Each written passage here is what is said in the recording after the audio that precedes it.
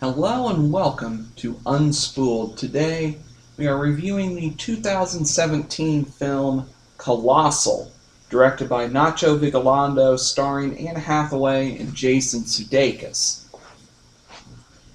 Now, I found this to be a very fun and interesting film because this is a very different, a very refreshing and unique take on a kaiju film. Is really what we've gotten here.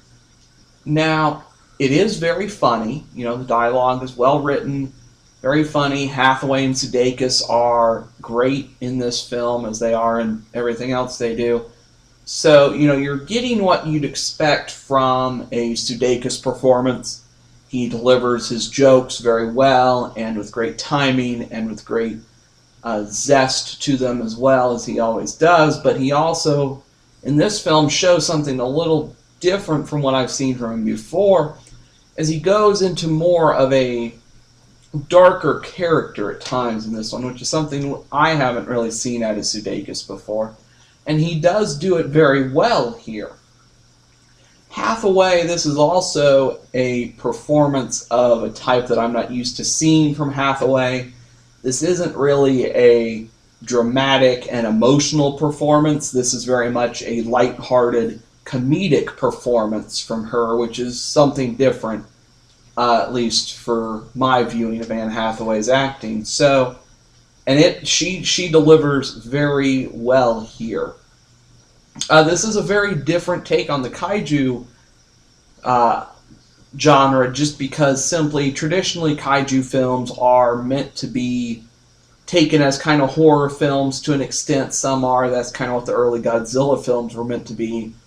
And then they got more and more silly into we're just having a bunch of monsters fight each other type of stuff. But this one's different because we get sentient creatures that are controlled by humans unknowingly at first. But they then discover that they do in fact control these kaiju creatures that have appeared, and we have to figure out how and why they do. Unfortunately, that is the one flaw in this film, is it's not really ever explained very well, at least, why Hathaway and Sudeikis can control these creatures exactly. But that is an issue that I don't really know how or why they're able to do this, just that they can. A lot of the action sequences, which aren't really many here, there's a couple fight scenes, are pretty well done.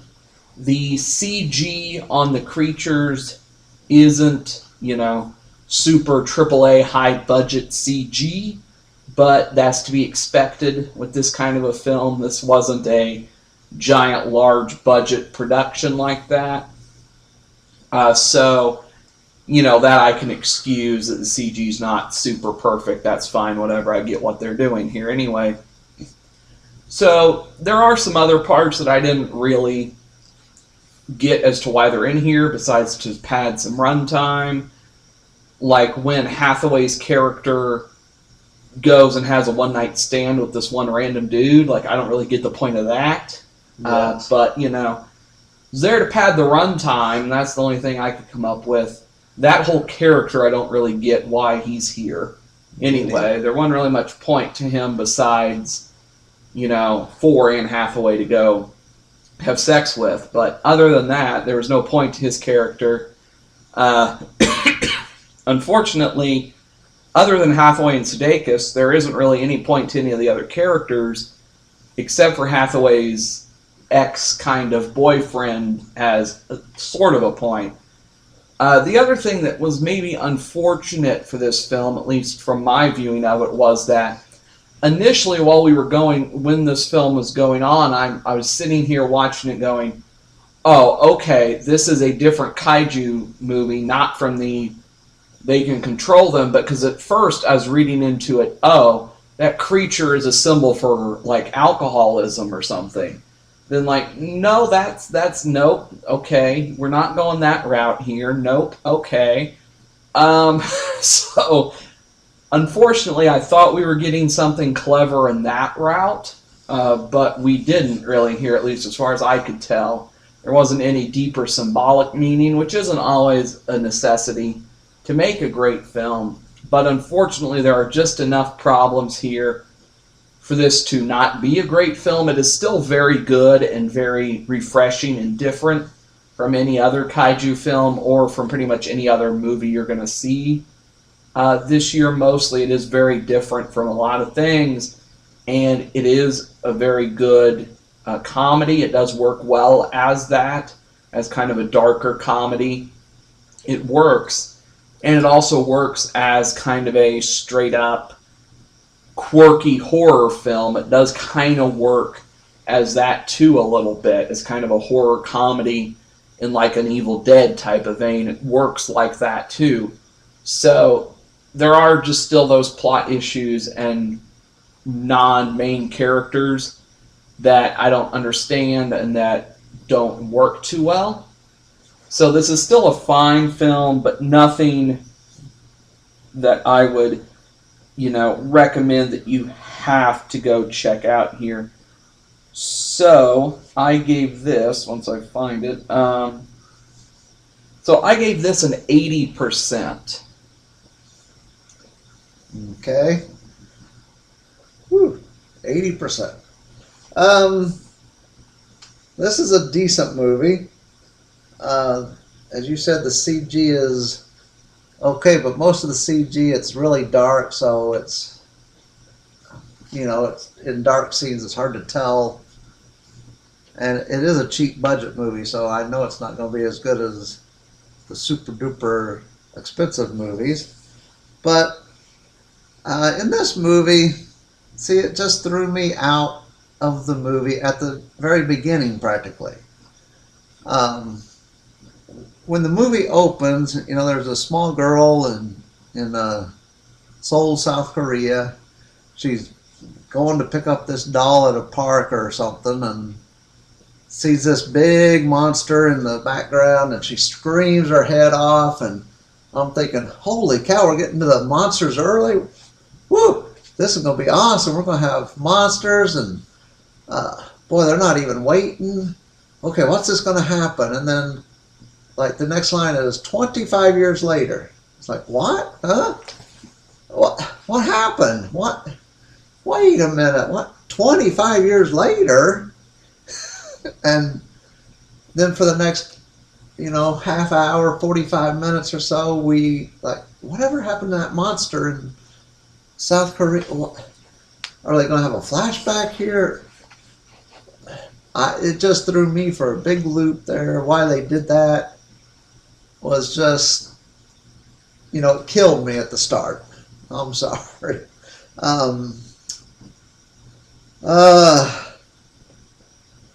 Yeah, see, I don't know. Okay.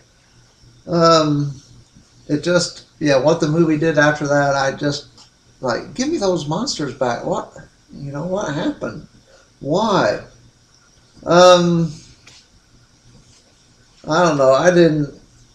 I just didn't care about the characters that much. Jason Sudeikis.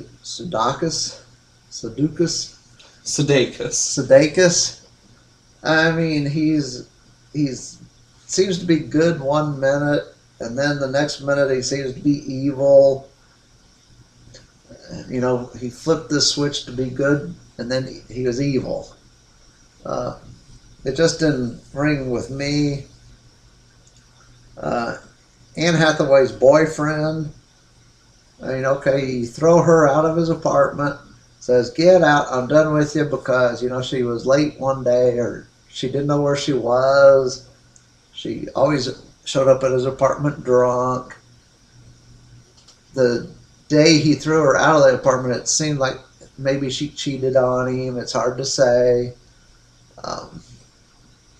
So I agree with that. Then 40 minutes later, he shows up where she moved to and wants her back. And I'm like, nah, that made no sense to me. I'm sorry.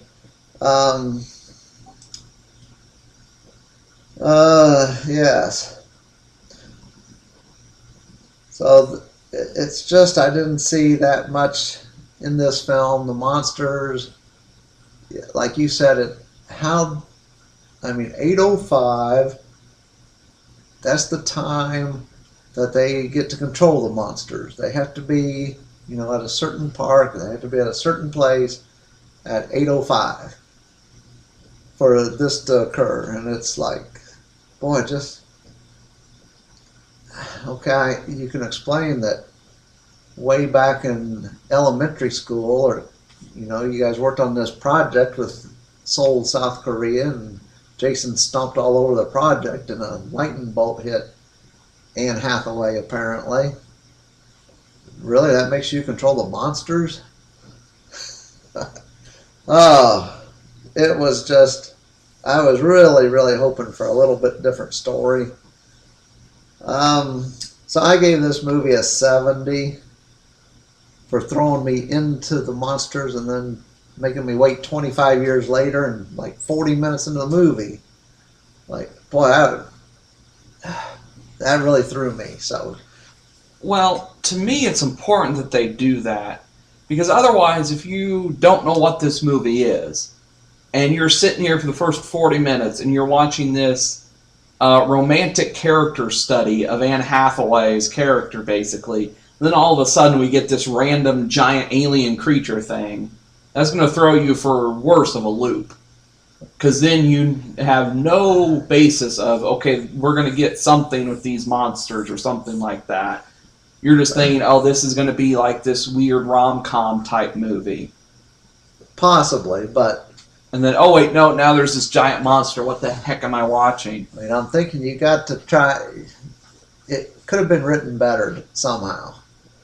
I don't know how. I'm not the writer of the movie, but they could have done the plot. Somehow they could have done it better.